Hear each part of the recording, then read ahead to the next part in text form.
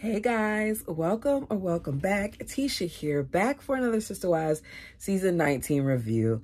I'm gonna be honest, I was bored. I was bored. I left my friend's house early. We were watching the Cowboys versus the 49ers, and I came home early so I could make sure that I got a chance to watch this show so that it could be up by Monday if YouTube likes me. And I felt like I made the wrong decision. I chose y'all over the game, and this it did nothing for me. But go ahead, do me a favor and hit the like button as we begin. I just have to say that Christine explaining the various weddings for plural wives and how when you have multiple wives that the weddings normally aren't as big for the other wives, it's just big for the first wife. You don't really celebrate anything but the first marriage. But then we have this fourth marriage, and this fourth marriage seems to get everything and more than the other wives, including the bird getting this long tail honeymoon that was almost 2 weeks. It really makes me wonder if, despite her claims of saying that she was thinking about the others, if she truly was thinking about the others. But you guys, let me know down below. So we begin this episode in Flagstaff. Mary is going to be moving to Parowan. So she's decided, y'all could have told me I had something right there. It's the chapstick, y'all. Why you didn't tell me? So she's decided that she's going to give away some of her things. She wants to get rid of some stuff. And one of the things that she's going to get rid of is that famous living room couch that some of us didn't really like. That set that they got in Vegas. She's there waiting as her sister Rebecca and Nathan, who is Cody's best friend and who is married to Rebecca, arrives. Cody wants us to, I guess, give him praises because he says that he helped Christine move and now he is helping Mary move. You are not helping Mary move. What you're doing in this instance is you're helping your best friend get some free furniture from his sister-in-law. Don't act like you're doing a service for Mary when this is benefiting your best friend. Nathan sits down with Mary as they talk and acts surprised by the fact that Mary is saying that after 32 years that she is single. The moment that he said it, I'm like, okay, what kind of best friends are they? Because that's definitely something that I would think that a best friend would talk to their other friend about. I know sometimes that you don't disclose everything, especially if you're trying to process things. But the way that Cody acted like Mary was such a bother, I would think that he couldn't wait to let Nathan know that they were done. I also would feel like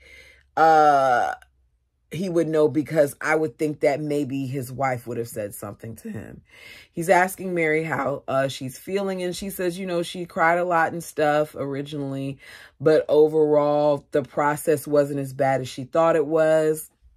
That the church, you know, was kind to her, that it went well.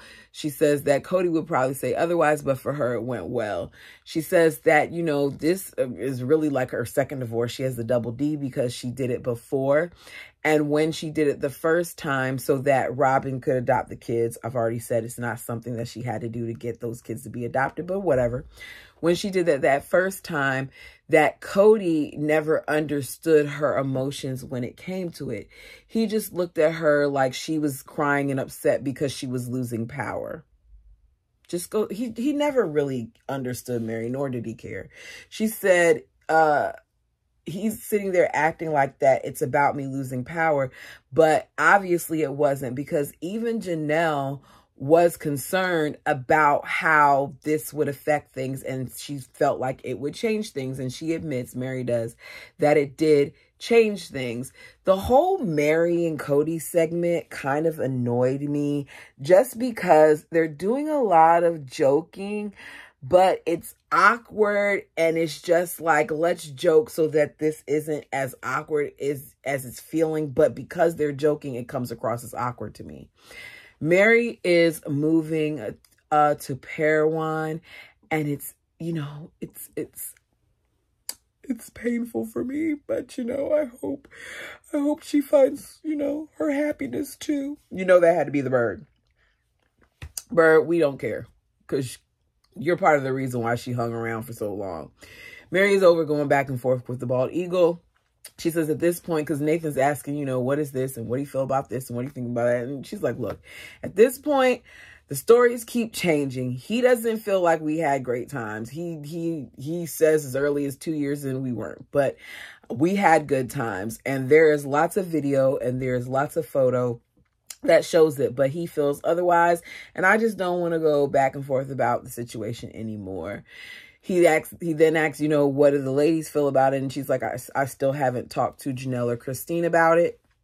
Mary's sister, Rebecca, says that Cody does not seem like the same happy person. Sorry, y'all, I'm passing that on. The same happy person that he used to be. Nathan then tries to excuse it and acts like he's not happy because of the divorce, but I don't feel like it has anything to do with that. I think that Cody's just been unhappy for a long time. I think that Cody put up somewhat of a facade. I think that at a certain point, he no longer wanted to be with these women. And rather than just coming out and saying it, he didn't, which created some issues for him and the other ladies. Cody then tells us, yeah, he's angry. It's not that he's grumpy or yelling or doing something. It's just that he has a whole resting a-hole face. I don't understand what a resting a-hole face and you being angry means. Normally, when people say things like that, it means I'm happy, but it may not look like it. It's just like me. When I'm not smiling, sometimes I may look mean. I've said this before, but that doesn't mean that, you know, you can sit here, Cody, and try to act like, oh yeah, I just have a face that says that makes it seem like I'm an a-hole, but I'm not an a-hole, but I'm angry. You're an a-hole and you're angry. It's not the face, it's you. Cody arrives, talks about how they're going to have to get a shovel so he can back up and put the stuff in the trailer. Rebecca then notices that he has on a new necklace. I wonder if the bird bought him that. We even then get into an even more uncomfortable scene. Nathan is sitting there because the four of them are sitting down in Mary's living room. And no, they didn't get into the living room yet. They're heading towards the living room. They're walking inside. And he says to Cody, you know, thank you for making my wife happy. And Cody's like, I'm glad I can make one woman in my life happy now. And Mary's like, he's not talking about me. He's talking about Robin. Cody tries to convince us that he and Robin are not in that great of a place, that they're mourning this experience and that they're struggling. And I just want to know, what are they mourning?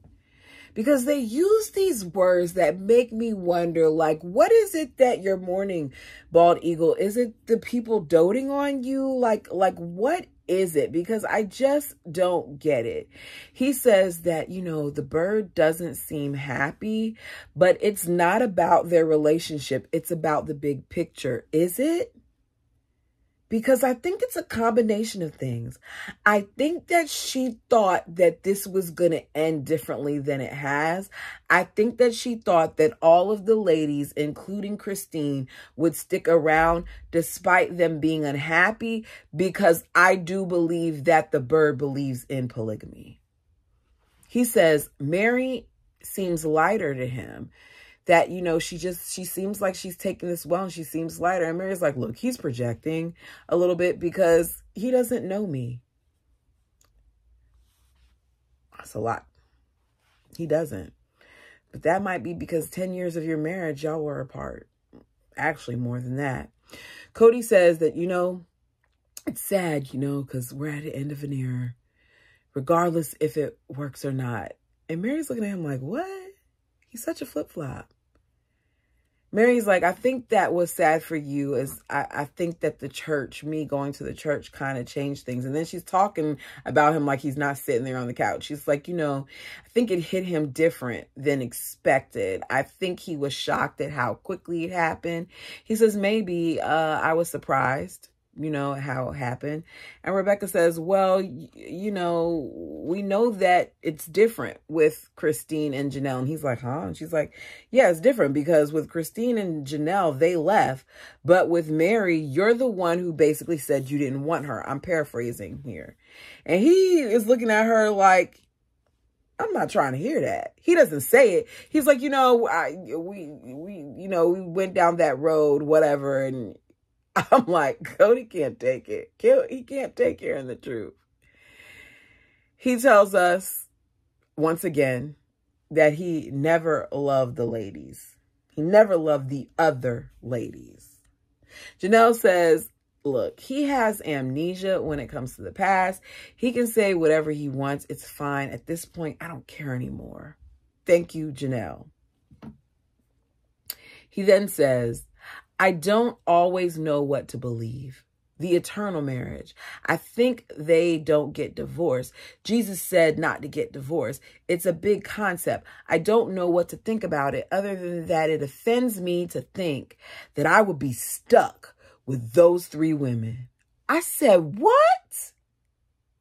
It offends me that I would be stuck with those 3 women.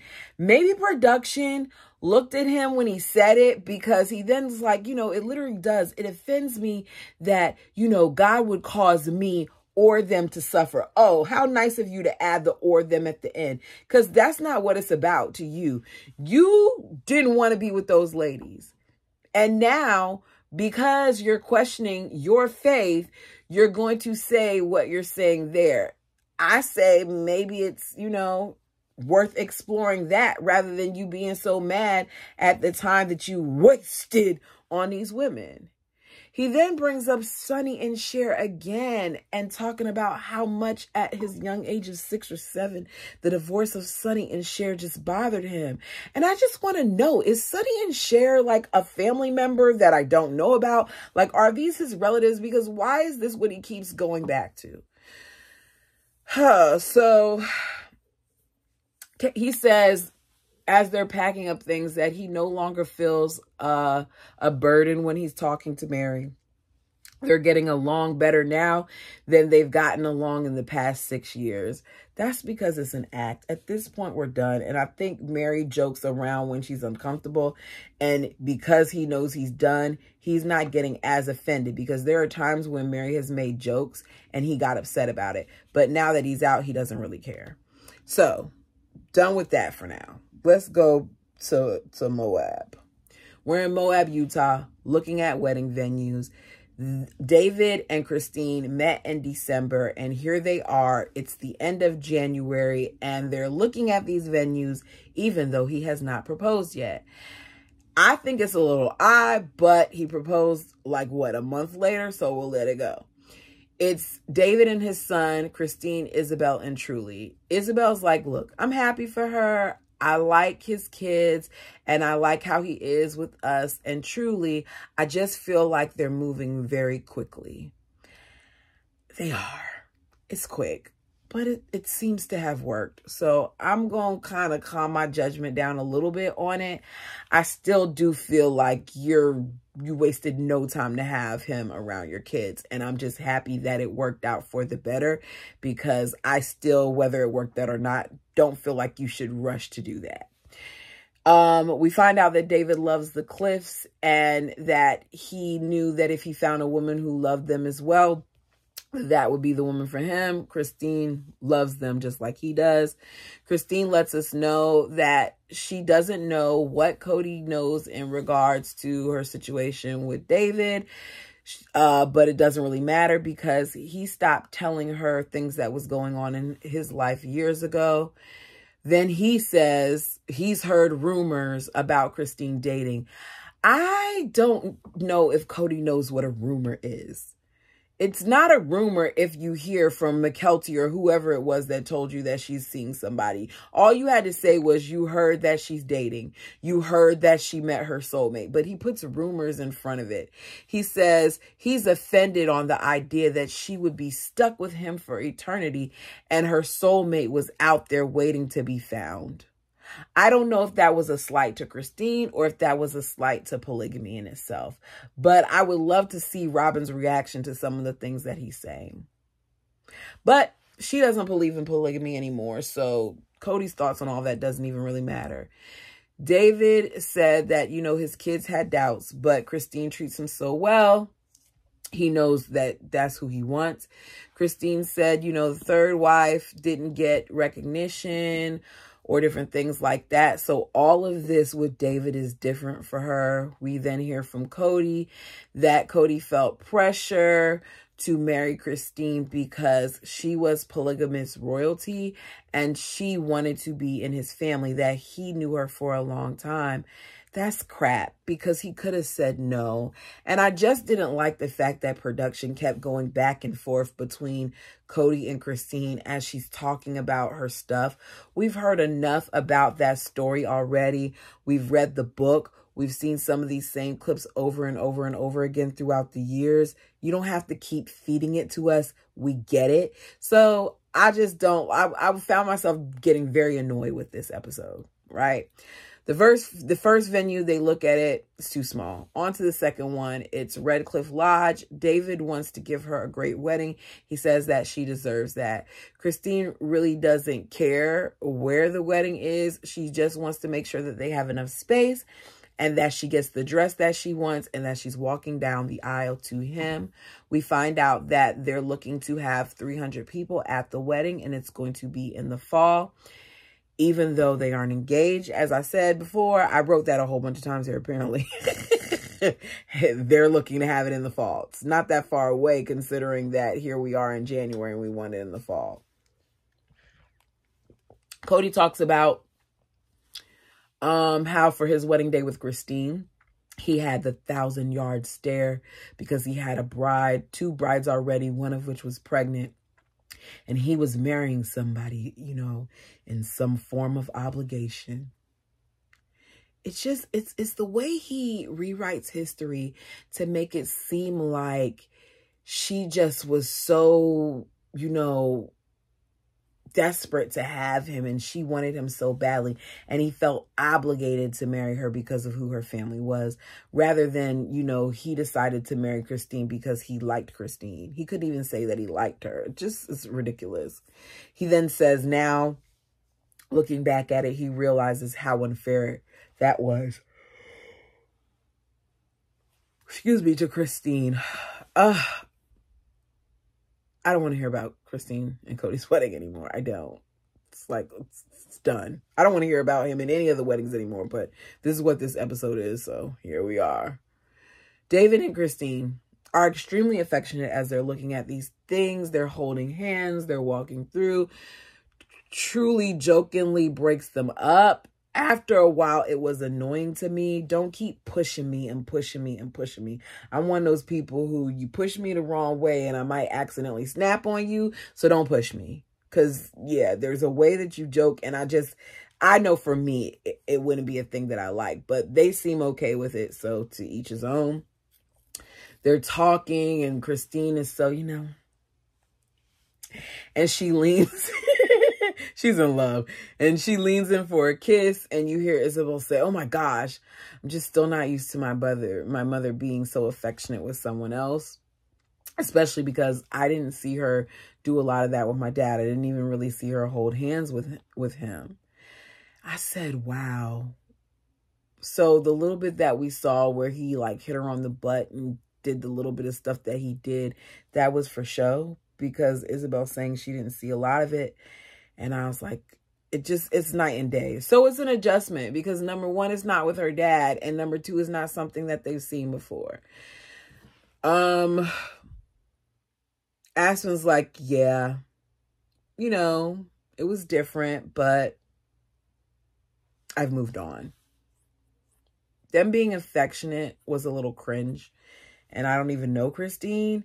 Even with the wedding, the way she had the cake and then she went to tug on, yeah, but you know, they like it. Okay. Christine is super excited to walk down the aisle. She said that when she saw Maddie walk down the aisle the first time, she realized that she wanted to do it too. We find out that Janelle didn't get a wedding either. So when he married the bird, he told the bird that they were going to have the wedding that he wanted. Cody acts like he didn't have a big wedding with Mary. So why was it so important that he had it now when he had a big thing with Mary? Because Mary had a big reception. We hear that the wedding and the reception was not about her and Cody, according to the bird. It was about the family. And she made sure of that. And she says that, but I haven't forgotten what she pulled with the dress. What she pulled with the dress would say otherwise. Christine and David are kissing. Son is grossed out. We then hear, you know, Cody again say that he didn't want to marry Christine. Christine likes this place because it's a lodge, which means that guests could stay there. She says that her kids had good weddings and that she enjoyed planning them and being around them. She then talks about the different weddings and the beauty of them. And she's like, you know, Maddie's wedding had lace and it was bohemian and it was beautiful and it was really ethereal. She says McKelty's wedding was a party. Aspen's wedding was magical and romantic. I was laughing when she said it because I was like, dang, you had all these great things to say about the other two weddings. And when you got to your daughter, the best we get was that it's a party. I don't know. She said back then she thought it would be nice to, you know, walk down the aisle again. She never thought it would be with somebody, you know, other than Cody. But, you know, she's happy now, especially now that it's going to happen to somebody as great as David. We then hear Cody talking about how the bird wanted to elope, how he wanted a big marriage. Christine says that, you know, Robin was a great plural wife because she did want to include everybody in that process. And normally that doesn't happen. My main goal was to make sure that, you know, I was that sister wife that, you know, wasn't insensitive. They were involved in every piece of it, and I wanted them to feel safe and comfortable. And I've had them say that it was to my face. They're moving on. And I feel like, you know, the idiot that got left behind. I said, good job, Bird. You did not cry. Like, you were on the verge. You did so good. She's saying all that. Meanwhile, we got Christine and David, and they're looking at hot tubs and checking out beds and testing them out to make sure that they're comfortable enough. And they're saying, you know, how excited they are about this. And Christine lets us know that she's going to invite Janelle and her kids, but she's not ready to be around the other adults yet. She says for her vision, though, she would love to have all of the kids there. Bald Eagle says, you know, I've been wearing my pain on my sleeve for 2 or 3 years. I'm really tired of the pain. Maybe it's really a good idea for me to just, you know, lighten up. When your heart is dark, I just gotta lighten it up. Then you have Christine who says she never felt so loved. And she wishes this for everybody. And that's the end. There are some parts that I missed, but it was much of a lot of the stuff that we've already heard. If there's something that I missed that you would like to talk about, feel free to put it down in the comment section below. As I said, I'm sorry, but this one wasn't a good one to me, and I can't fake it. Also, I'm sorry for yawning. It's been a long day, like a really, really long day. Life is lifing. Y'all be safe out there. Love on your people, because I'm telling you, it seems like within the last month, there's been a lot of death. And I don't know. This time it's not in my family, but my best friend lost her grandfather, and the moment that I got that phone call, it brought me right back to when I got the phone call about my grandmother. So you guys, love on your people, okay? And I thank you guys so much for being here. Like the video. Until next time.